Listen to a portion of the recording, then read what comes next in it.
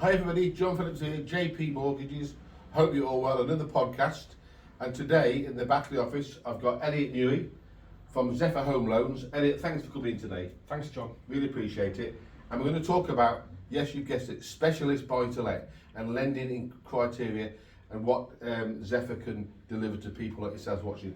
So thanks for coming in, as I say. Can you talk about your specialist buy-to-lets and your products, please? Yes, certainly. So Zephyr is a specialist buy-to-let provider. We're covering the aspects from individuals to SPVs. Yeah. More recently, the SPV market has grown ever since George Osborne changed the parameters of making it more professional. Yeah. Here at Zephyr, 60% of all what we do is probably on an SPV world. Right. Limited company. Limited company SPV, standalone kind of entity for that. Any particular number of properties they can have with you? No, we don't look at number of properties. It more comes down to funding levels. Got you. So what we do with Zephyr is number of properties, as I say, is unlimited. Anything up to 5 million funding with us. It's off the shelf rate that you can see on the website on the sourcing systems. Anything above 5 million, we create bespoke service, bespoke rate to suit your client.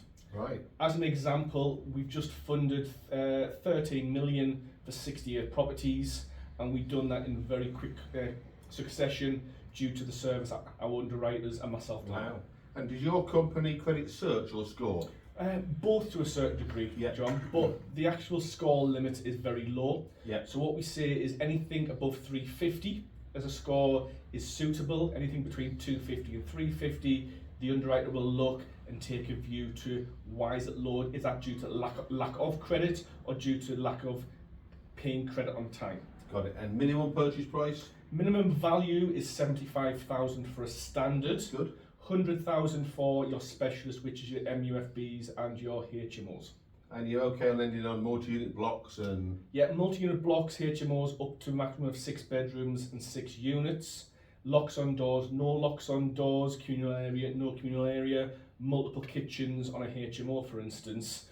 For your multi-unit freehold block, they need to be kind of self-contained, as it would suggest. Therefore, its own utilities, own services. Therefore, in the event of a default scenario, we could potentially sell off as a block or as individual units. And you've got your own valuers? We use a panel valuer, so Connells Oh yes. is our valuer.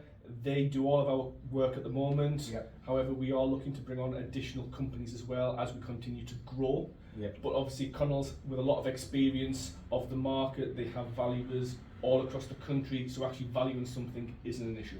What kind of properties aren't you happy with? Because a lot of people come through my door with worst case scenario. Yes, so what we try to avoid is properties which are above fast food outlets, Yes.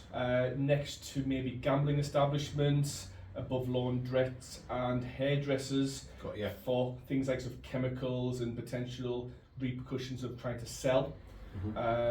If it's above an estate agent, for instance, then fine with us.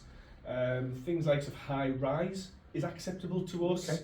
100% flat roof is acceptable to us. Flying freehold? Flying freehold up to 15%, again, which is slightly out of the norm. So again, those little tweaks, first time landlords specifically, that we're okay with.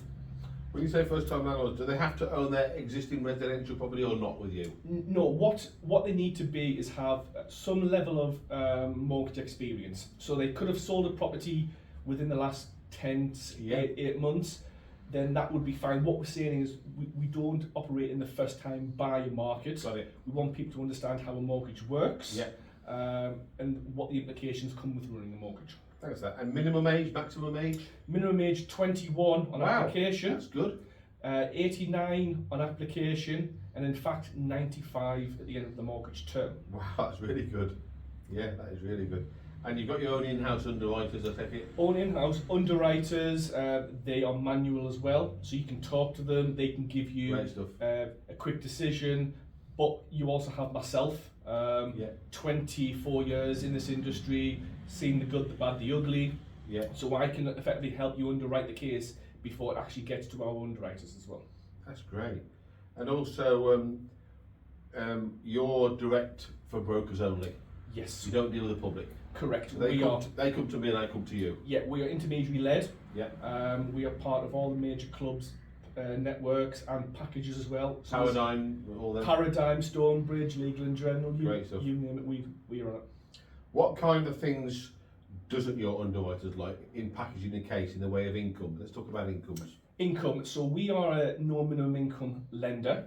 So when I say that, it means that your customer either needs to have income from employment, self-employment, or pension. Yeah. It could be as minimum as £1, but ultimately having something. Yeah.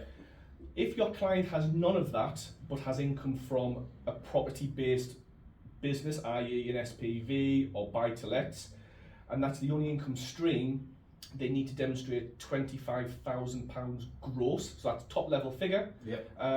But that's never a problem because that's probably 4, 5, 6 properties in today's market. Right. That's good. That's great. Well, thank you so much for that. And thanks for coming in. No problem at all. You've heard it today here at JP Mortgages. Elliot Newey from Zephyr Home Loans. And I really appreciate your time and thanks for coming in. You're very welcome, John. Thank you. Cheers. Bye-bye.